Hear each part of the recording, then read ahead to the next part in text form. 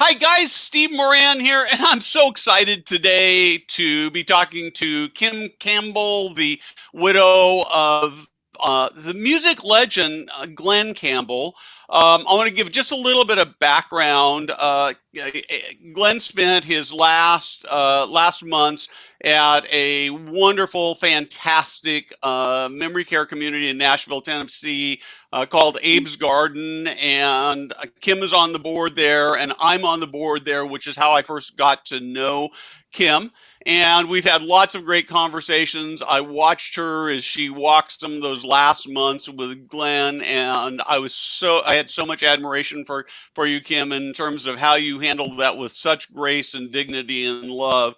And you've got this new book out that read this last week. I've got to get the video thing right, Gentle on My Mind.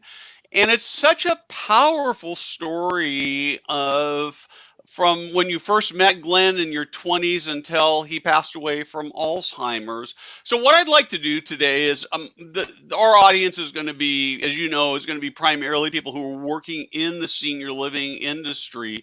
But we also have a number of people who are going to be watching who have loved ones who are struggling with dementia.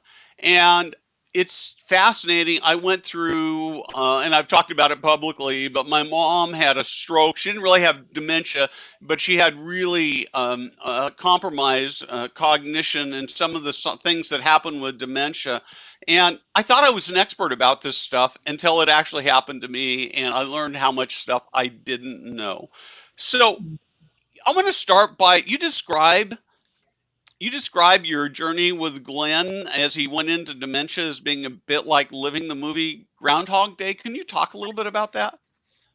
Yes, I mean, before we got the diagnosis, Glenn was repeating himself a lot, and I didn't know why.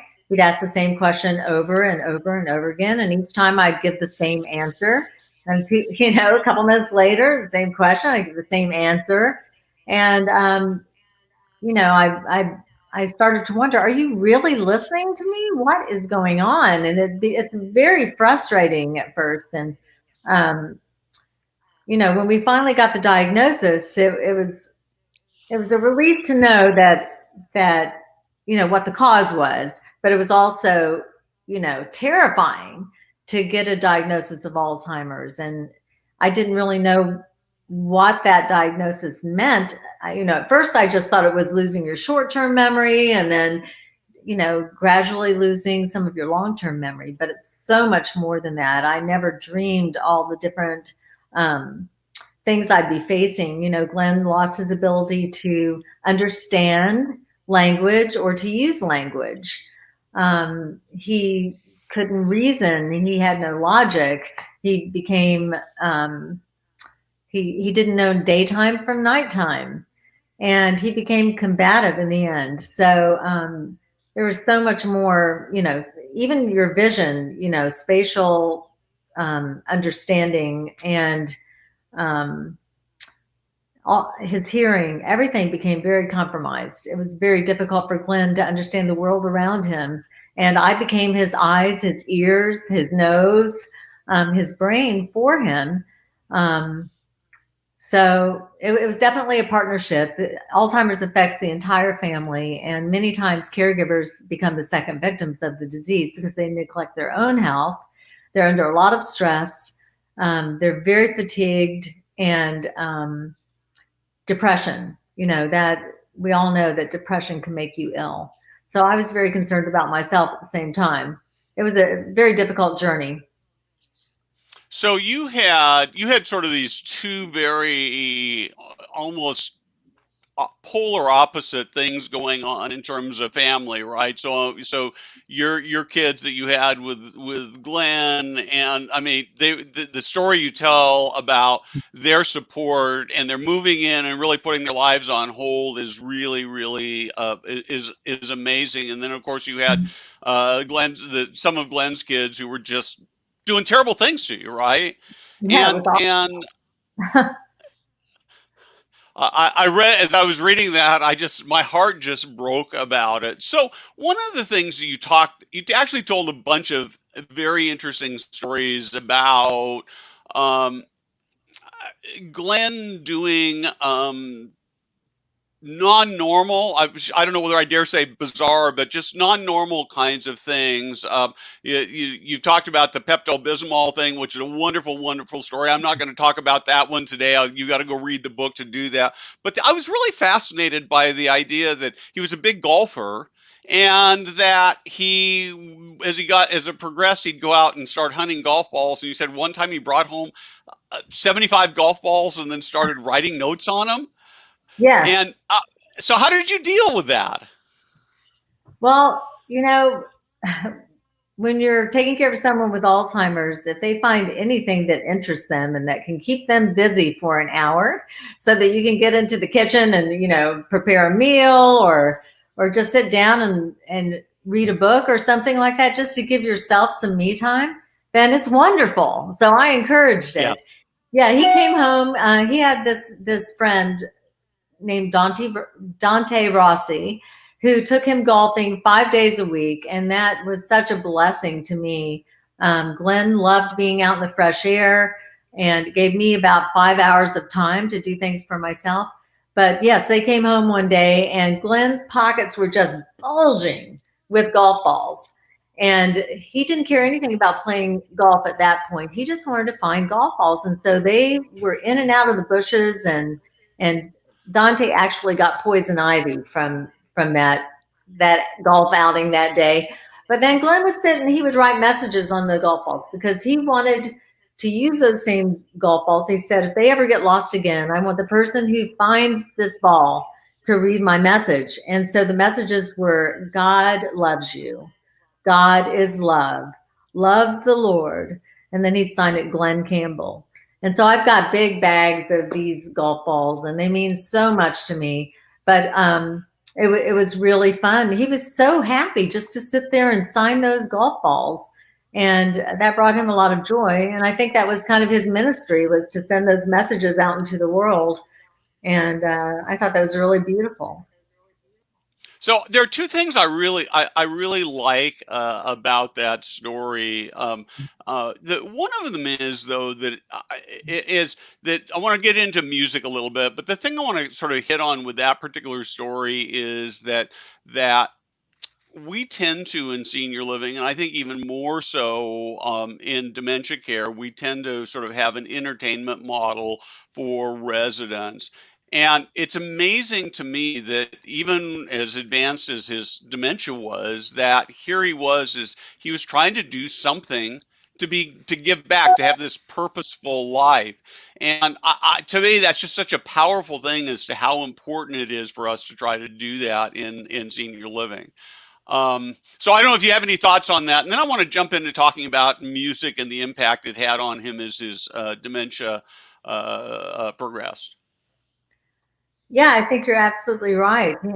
Glenn was, got so much joy from signing the golf balls because that did bring him meaning and purpose. And I think we do need to investigate that more fully. How can we help residents or our loved one at home, wherever they are, to find meaning and purpose in their lives? We all need that as human beings, and people with dementia are no different. On our journey, Glenn became very fascinated with color. And so Jane Seymour, who was the executive producer of our film, Glen Campbell, I'll Be Me, our documentary, when she found out how much he loved color, she's an artist. So she said, why don't we get him into my art studio and have a day of painting? And Glenn had never painted before, but there's a beautiful video of him painting with Jane on my website. I have a website called careliving.org. And it's beautiful. She says, why don't you paint like you're singing? And so he starts singing like a rhinestone cowboy as he's painting. And as I said, he lost the ability to communicate verbally, to have a discussion with someone. So to be able to express himself with art became a meaningful thing for him. And he really enjoyed that day. And so many memory communities incorporate art therapy into their programming. And I think that that's another way that people can find meaning and find a way to express themselves. So Talk to me a little bit about the tour and how you made the decision to do the All Be Me tour. It had to be hard because you knew that the dementia, the Alzheimer's was progressing and that the management, looking back, was it worth it? oh, it was the best decision we could have ever made. First of all, Glenn was the one who made the decision because we got the diagnosis, and you know, I asked the doctor, do you think we should cancel? He had just had an album come out called Ghost on the Canvas, and we were all set to go out and do a 5-week tour. But we got this diagnosis. I asked the doctor, do you think we should cancel the tour?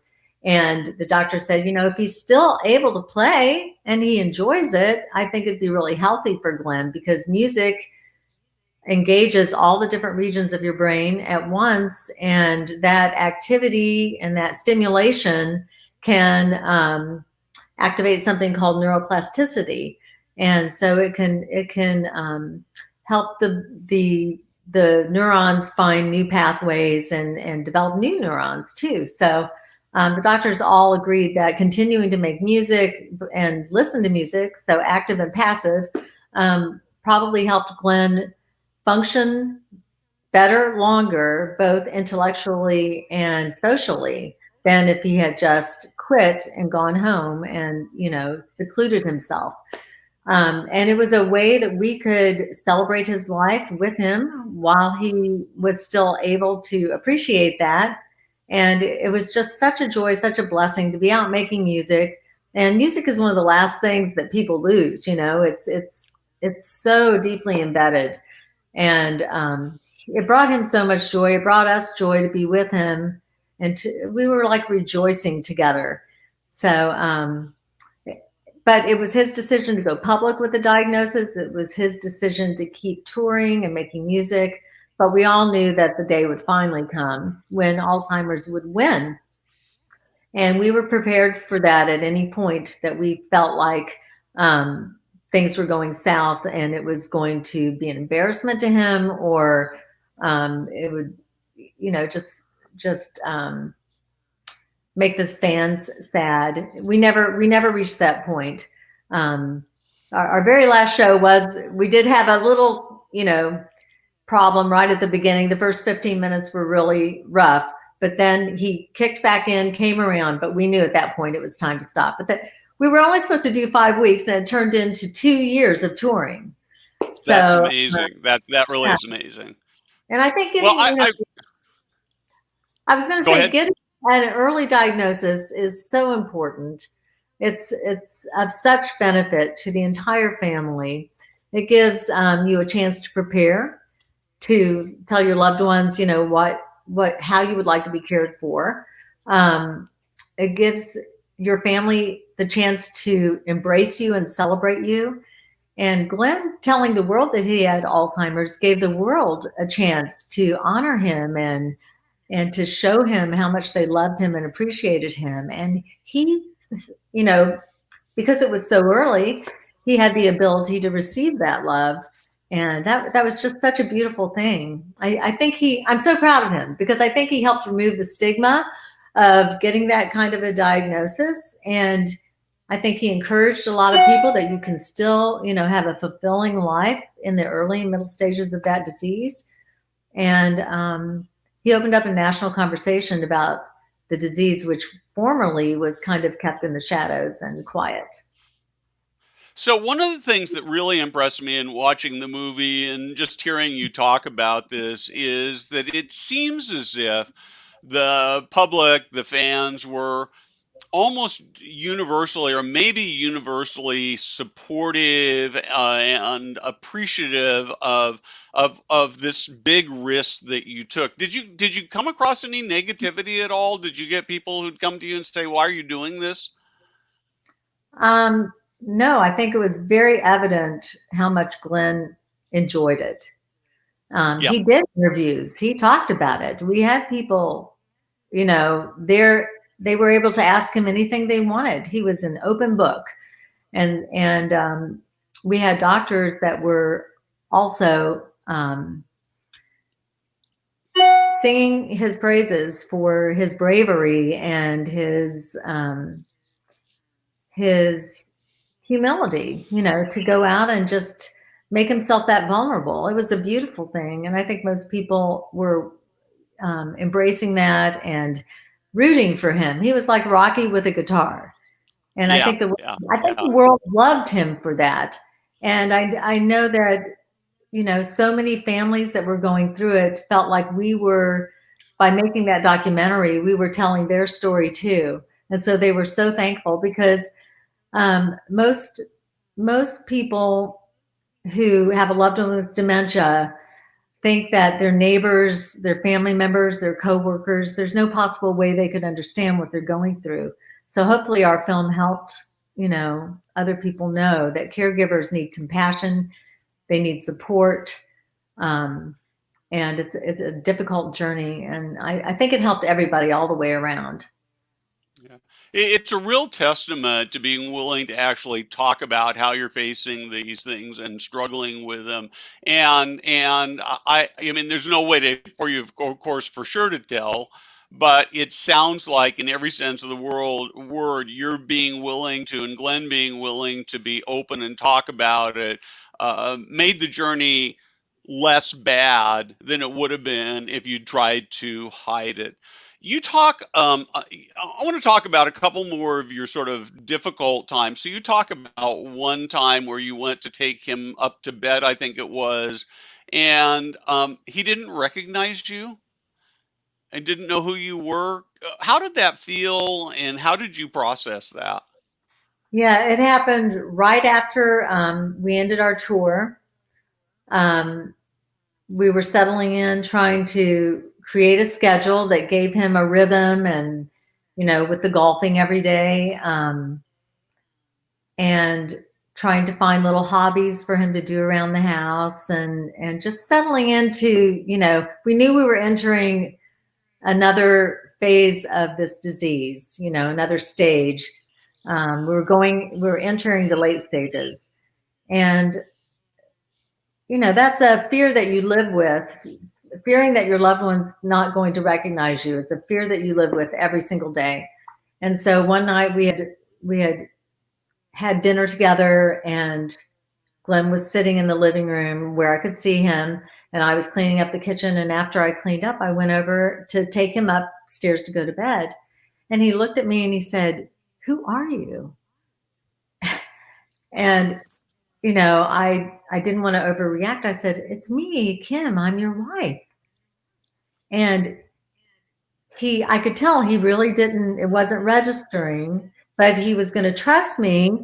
So he got up and we started walking together, and he looked a little confused, but we got to the foot of the stairs to go up to our room, and all of a sudden it clicked in, and he went, "Oh, of course, you're my darling." And he gave me this big hug, and it, you know, it was such an incredible, heartbreaking moment, because it was like both of us realized that this could perhaps be the last time we recognized each other, you know, as man and wife. And he just held me like he was never going to let go. And then we went up and went to bed. And, you know, those kind of things happen sporadically. And so we probably went another year before we had another moment like that. But when it does happen, it's heartbreaking, and it's scary. I had other moments when he was very, very deep in the late stages of Alzheimer's. He had lost all ability to communicate. And then one day he was sitting at the table and he just looked at me, and it was like he had a moment of lucidity, like he was back. He recognized me, and he looked at me and he bit his lower lip, and he got tears in his eyes, and he just said, "Please take care of me." Like he was scared, Wow. you know, and it just, of course, you know, I threw my arms around him and hugged him and kissed him, and "I will always take care of you, darling." That was here at our house in Nashville. And um, you don't forget those moments. Those are moments that you live for, when they're back for Yeah, even one yeah. moment, and you can.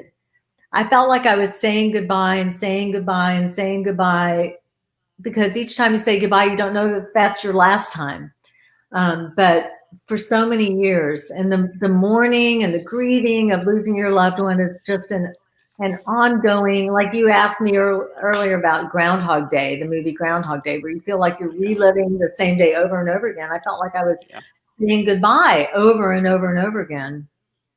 Yeah. They call it the long cry. You know, you could call it the long good cry too. Yeah. My father turns 92 next week, and he's still pretty active, and we try to have lunch together every couple of weeks. It's a lot harder with COVID, of course, but every time we gather, and he's still driving, but every time we gather, I realize that could be the last one. And so those moments are so important. So at some point in time, you came to the decision that Glen needed to be in a more structured environment, a memory care environment. And I know you're really big, and I agree with this, that you don't want to talk about how you placed him, because I think that that's such a negative thing. And I've heard so many stories and talked to so many people who have said, who have made promises that I'm never going to put my loved one, promise me you're never going to put me in one of those places. And then sometimes, can you talk to me about that choice? Did you make it at the right time? Should you have done it earlier? Or I think this would be hugely valuable for both people who are struggling with this and people who are helping families work through this process. Yes, we had just moved to Nashville after, we finished our documentary, and Glen was entering the late stages of the disease, and our kids, Ashley and Shannon, had moved to Nashville as singer-songwriters, and I needed to have their support, and Nashville had such a supportive music community. Just seemed like the right move for us. There are so many reasons why we moved from Malibu. We were kind of isolated in Malibu. It took an hour to get to the doctor, and in Nashville, it's like a 10-minute drive to get anywhere. And Glen had severe anxiety whenever he was riding in a car, so that was another factor. But when we first moved to Nashville, I needed to find a neurologist, and Glen had become combative, and he wouldn't let me bathe him or change his clothes, and I was getting no sleep, and I was in crisis. I was super depressed. So we went to the neurologist, and after examining Glen and hearing about, how the things we were dealing with at home, he looked at me and he said, "I can't believe you're still trying to do this by yourself at home. I'm going to have a social worker call you tomorrow." And I didn't know what he was talking about. I mean, for him to suggest me taking care of my husband anywhere but home was like so foreign to me. I never considered anything else. I didn't know what the options were, but I was in crisis. And so I thought, well, it doesn't hurt to educate yourself about, whatever services or options there are. So I found out, of course, about in-home care, but we already had a good care team at home. That's not what we needed. And then I found out about daycare, and I found out about respite care. And then she told me about memory care communities. I didn't even know they existed. All I thought was, the stereotypical dark, dingy, smelly, scary nursing homes that you see on TV, So that terrified me. But when I learned that there were memory care communities, I thought, well, some of them had respite and daycare. I thought, well, I'll go visit some of them. And some of them were, not so nice. And of course, I didn't want any part of that. But most of them were very nice. And some reminded me of some of the beautiful hotels we had stayed at when we were on our tour. So, we did try daycare, and that I tell some really heartwarming stories about our first day of daycare in the book.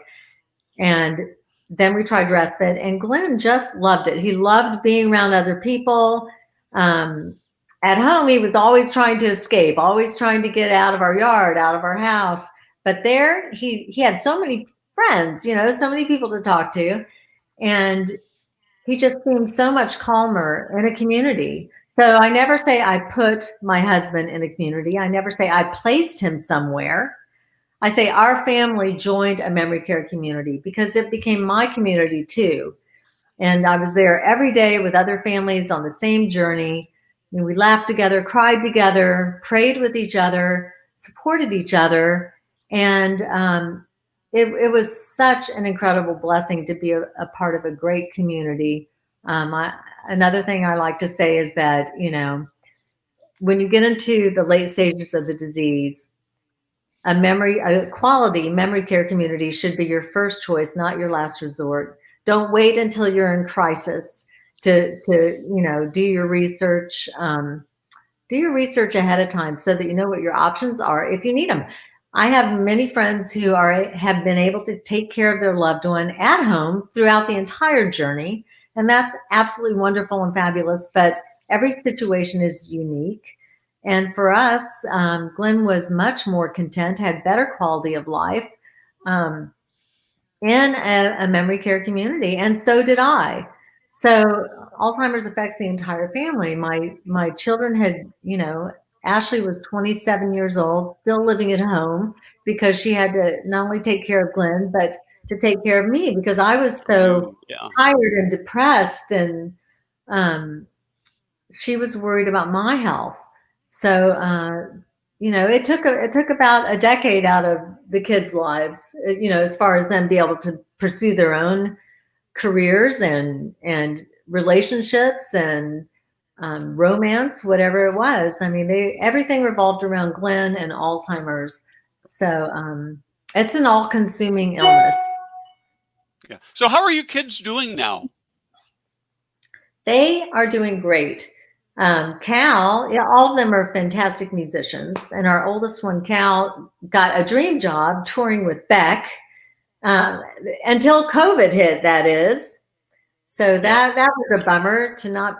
They were going to go to Paris last summer, and Wow. he was doing this international tour with Beck, but he did get to, you know, tour with him before COVID, so that was good. And he's hoping to go back as soon as, you know, this whole pandemic is under control and over. And then Ashley has a new album that was just released called Something Lovely, which is wonderful. So Shannon's out in LA making music. Everybody's still making music, you know. That that That's what is we terrific. do. So Yeah, one of the things that really struck me, because I think it's such an important thing to talk about, is you tell the story of Ashley turning to you and saying, "I've decided I'm not going to feel guilty about being happy." Can right. you? I think this guilt thing is a real problem. Can you talk about how you and how she and how the whole family worked through that? Yes, I'm so glad you asked because that is one of the main messages I want to get out. Um, we we decided to try respite care after doing our first day of daycare. That went so well that we decided to try a week, you know, a week or two, see how it worked out. So the first night that Glenn went into respite care, my daughter and my nephew and my son Shannon and a group of us. Really, it's my caregiving team, which was 5 people that had been living. We had all been living together, taking turns in teams of 2 around the clock to take care of Glenn. So this was our first time that we had had a night off to go out together. And we decided to go to this little historic venue in Nashville, Tennessee called the Station Inn. It's an old train station. And Carl Jackson, who was Glenn's banjo player for 12 years and actually introduced Glenn and I on a blind date, he was playing a old school country music show at Station Inn that night. And so Ashley said, why don't we all go down to hear the show? And Ashley took her banjo and she got up on stage and played some songs. But, you know, it was the first night Glenn was in respite care and we were all devastated. We felt Yeah. so guilty that we had left him there to spend the night. And we were all depressed. We were all exhausted. But here we are. We're trying to go out and just hear some music and have a night. You know, that sadness never leaves you no matter what, because you just love your loved one. Obviously, we loved Glenn. Right. Yeah. And but but we were going to try to find some joy. And so we did. We went, she sang. It was beautiful. I could see, you know, she performed as Shannon performed that night. I could see Glenn up there, and I knew that he would be so happy to see that. But we walked in after we got home that night, we walked into the kitchen, and Ashley said that to me. She said, "Mom, I've decided not to feel guilty for being happy." And I thought, wow, that would be the last thing Glenn would ever want her to feel is guilty. First of all, she had just spent so many years of her life caring for him and caring for me and being so unselfish. But he would want her to grow and flourish and blossom, and he would be so proud of her. He would never want her to feel guilty for being happy. He'd want her to be happy.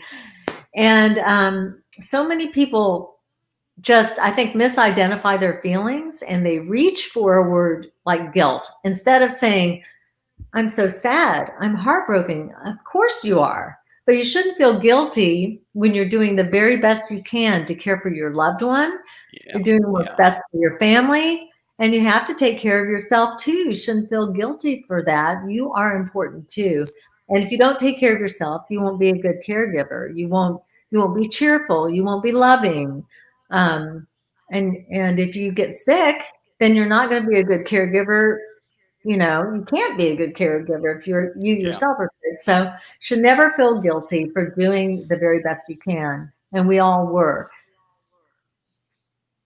So we're just about out of time. One of the nice things about doing live TV that's not on a broadcast is we can run a little bit over. But I think that sometimes people struggle. So if I have a friend whose loved one is suffering from dementia, and I want to be helpful, not hurtful, what advice would you give? How do I be a supportive friend? Does that question make sense? Well, being a good listener, and I mean, you can help any possible way you can. You know, if they need someone to go get groceries for them, or you know, I told you about the golf angel Dante, who would take Glenn on an outing and to give me a break so I could do something for myself. You know, anything and everything is helpful. Prayer. Yep. Watch a movie with them, you know, tell them a joke, try to lift their spirits. It's just to come and sit with somebody, keep somebody company so you can have a conversation with someone. That's so many times if you're caring for a loved one at home that has dementia and it's just you and them all day long, every single day, you start longing to have a meaningful conversation with someone because you know, with dementia can no longer really have a meaningful conversation. So just to be there to talk, I think is really, really valuable. Great. So tell me again, two things. What's your website? Can you spell it out for people? We'll drop it in the comments after the broadcast is over as well, but let's spell it out. Sure. It's Care Living, not caregiving, but Care Living, CARELIVING.org. It's a website that I started just to encourage caregivers to take care of themselves and to share some of the later parts of our journey through the late stages of Alzheimer's, because the film takes you through the early and the middle stages, but no one, knew the rest of the story. But my book takes you there for sure. But careliving.org is just meant to be inspiring and uplifting and humorous. And it's kind of sat dormant for a couple of years since Glenn passed away because I was working on my memoir, Gentle on My Mind. And but I'm hoping to get back to it and, do some updates, post every now and then. But and then I have the Kim and Glen Campbell Foundation, which is a relatively new 501c3. And our focus with that is to promote the use of music as medicine and to fund research, scientific research in music therapy. Yeah, we certainly know, and of course, Abe's Garden has a whole neighborhood that's dedicated to music because we Mhm. know how powerful it is. And so the music theme, of course, is just woven through even the late stages of Glenn's and yours journey together. So we'll post a bunch of links. The book you can find at Amazon or really any bookstore, right? So yeah, me too. We got twin books. There we are. And next time I see you when we have a live board meeting, I'll have to get you to sign mine. I'd love. And Kim, thank you so much. This has been such a powerful thing. I don't know whether you've been talking, but we've got so many wonderful comments that came through from people who've been watching, and this has been so powerful and so helpful for people who are working with people with dementia. Well, thank you, So. Steve. And I will say one more thing in closing, that I'm excited that I'm working with Jimmy Webb, who is an incredible American songwriter, prolific American songwriter, who wrote Wichita Lineman, By the Time I Get to Phoenix, Galveston, MacArthur Park, Up and Away in My Beautiful Balloon, Didn't We? Adios. I mean, he's just such an incredible writer. Yeah. But I'm working with him to create a music and movement therapy for seniors and for Wow. and assisted living and also dementia. So I'm working on a virtual music and movement program. So right now the working Perfect. Well, it sounds like right now we're calling it Waves and Wellness. And so we have a email address, info@wavesinwellness.com. And so if you're interested and have any questions about the development of the program, you can email us there. perfect. It sounds like that's another story for us to do in a few months. So I appreciate that. I want to end with Jody. Jody Guffey says this in the comments. In fact, I'm going to pop it up there because this really encapsulates it. You are such a blessing to the world and to people who are suffering. And the most powerful thing we can do as we pass through this earth is to make the world a better place, and that's what you're doing. That's what Glenn did with his Thank you. story. So Thank you. again, thank you very much. Thank you all of you who are watching. Those of you who will watch, we'll drop some links in the broadcast, and we will be back next week. Thanks.